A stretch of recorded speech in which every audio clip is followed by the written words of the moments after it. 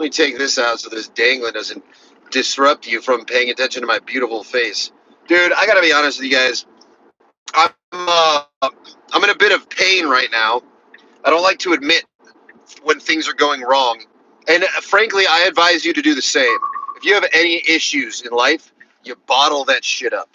But I just gotta vent about it. My asshole is on fire because I've just been living off of green room snacks for the last week because of Skankfest, the comedy festival. And it's got me realizing, hang on, dude. It's got me realizing that being healthy is actually unhealthy. Because I used to be very unhealthy. I used to eat like shit. I used to drink a lot and not sleep much. And I was fine for a while. Now I'm super healthy. I sleep good. I don't drink. I eat healthy. And if I skip one day and I go back to being unhealthy, it fucks me up. So what's even the point? Isn't the point of being healthy to be resilient? I know alcoholics that can get through their week faster than I can. They can wake up from a hangover and just start drinking again and then just keep doing that for months. If I drink, my week is ruined. It's I was gonna do a part 2 of the Skankfest, and I recorded it. It was like a 40-minute long episode, and then my computer was like, "Oh, you don't have enough storage." So I was like, "Fuck it, dude. What's even the point?" But I guess I'll tell you about it now. So yeah, I did the naked roast battle. Sig Heiled my penis. That was cool. I talked about that. I also did one of the skank fights, which is like a fight with a gag. I mean, so I had a baby in one hand and a boxing glove on the other, and it wasn't a real baby. It was a baby doll, and you're supposed to knock the other guy's baby out of his hands. And I was piecing this guy up, but I technically lost because my baby's head flew off. And some people said he punched the baby's head off. What actually happened was I was just grabbing around his neck, and I'm just so fucking strong that his head exploded off of his body because of my sheer grip force. Anyways, sure, maybe I lost. Whatever. I would have fucked that guy up, and he knows it. Nice guy though. Nice guy. Did yoga. He hit pretty hard too. Yoga people know how to use their body and their strength. It's very underrated discipline, if you ask me.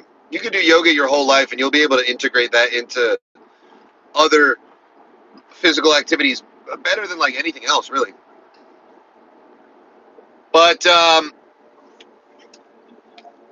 I wasn't gonna name drop anyone because I didn't want to leave anyone out because there's so many amazing people, fucking like hundreds of amazing people that I was just surrounded by all weekend.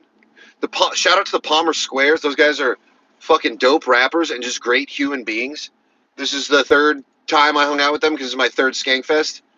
And when I first met them, I'm like, oh, these guys are cool. We're getting along great and stuff. And then I'm like, what do you guys do? And he's like, I'm a rapper. And I'm like, oh, me too. And I'm like, what's your rap name? And he's like, Palmer Squares. And I'm like, bro, I've been listening to you guys for years. I actually am already a fan of you, and I didn't even know you. So that was pretty cool. And their buddy, they came with Jarv, who is another amazing human, amazing rapper. He's an incredible lyricist and fixated on wordplay, which is really fun to riff around with wordplay. Wordplay is the most accessible form of creativity because anyone can do it. I mean, not anyone can be good at it, but anyone can speak. If you know how to talk and you know English, or you're fluent in any language, really, you are capable of wordplay. And wordplay takes a level of creativity that you don't have to learn it, really, as long as you know English. I mean, you can do bilingual wordplay too. I was in Mexico recently, and I was tired, and I said necesito, because necesito means I need, and then I put sleep in there. I need to sleep. Bilingual wordplay.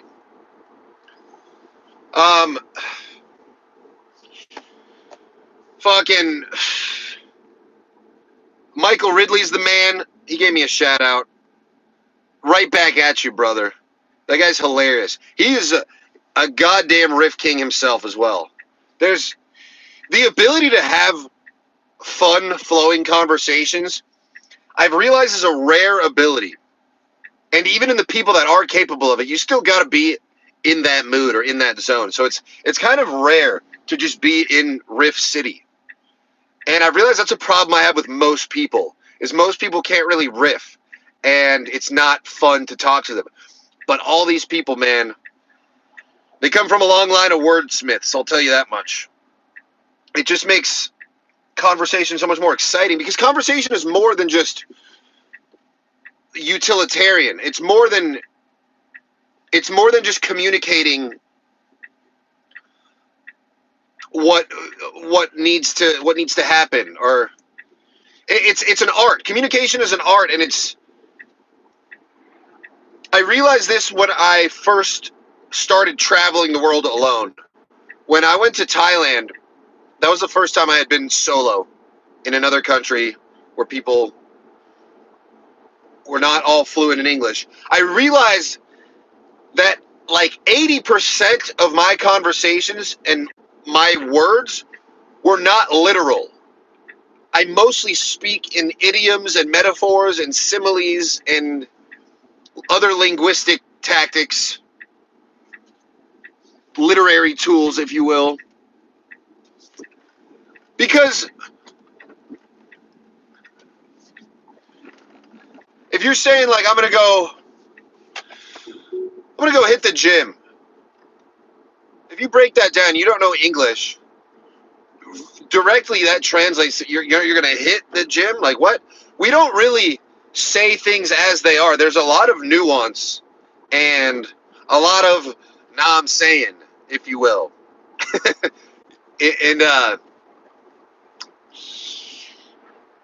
And if you've ever been like on a bunch of psychedelics with a close group of friends, and the conversation's just flowing, and you're just like playing ping pong with words, that's like the hot spot. That I think that's the greatest part of life. I think the best part of life is having good conversations,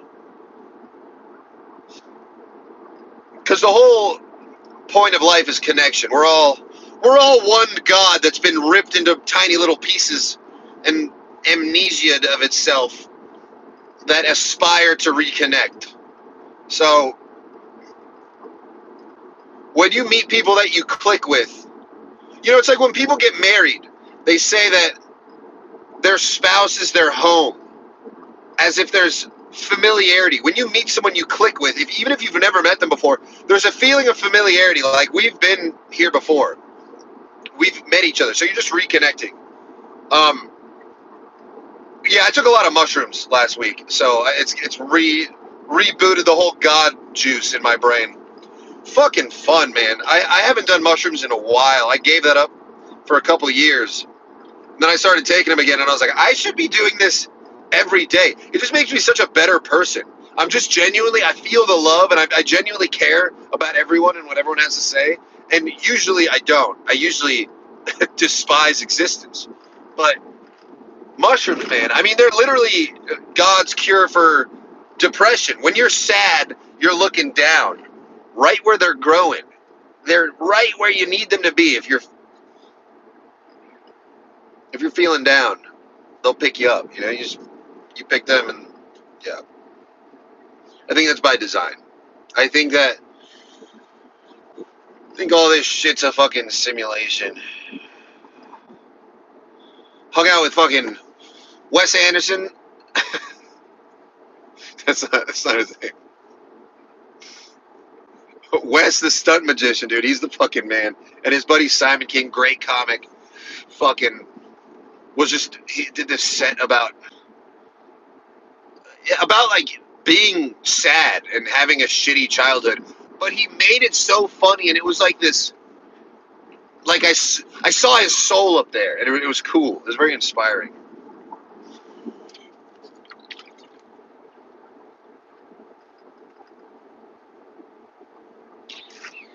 Had a great conversation with Duncan Trussell, who essentially agreed with me that psychedelics interfere with Wi-Fi and they fuck up electronics. And I was saying how I don't trust ketamine epiphanies because it's synthetic as opposed to DMT, which is natural.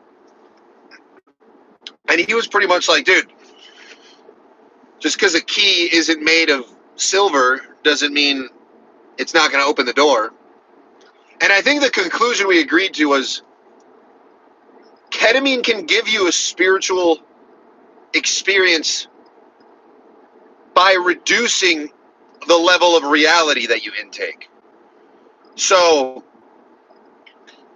it will shut off your brain enough to where you can experience more spiritual realms. Like, it's not opening the window to the spirit realm, but it is removing, which is a slight difference, but a difference nonetheless.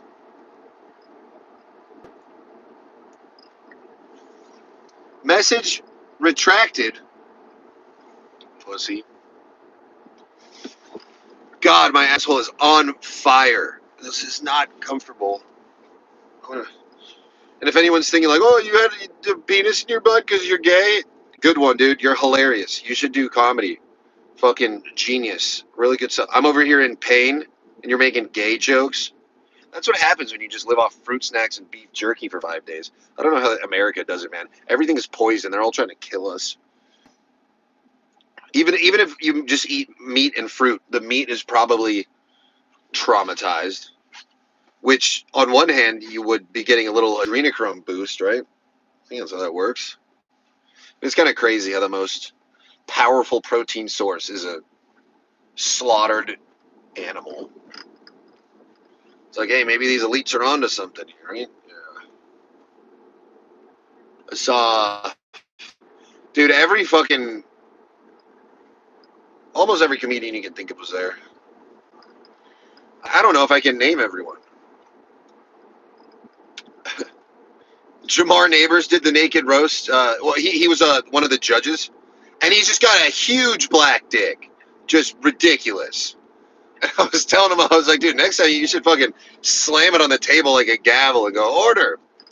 And he was like, yeah, nice. And then he won they had like a Royal Rumble where like 15 comedians went out and fought each other at the same time. And Jamar ended up winning that. And then he was fucking dead after. He was like passed out on the couch. Which, I mean, dude, fighting for like 20 minutes straight is no easy task. Fighting 10 dudes for 20 minutes straight. And then Term from Palmer Squares, he trains. He does Muay Thai and stuff. He stays active in the gym. And he's gotten pretty good. So I saw him within range, and I'm like, Term, hit him with the spinning back fist. And then he hears me, and he fucking hits it and lands it. And I was like, fuck yeah. It's so cool. Naeem Ali got in there. He was throwing hands, dude. I thought he was going to win, honestly.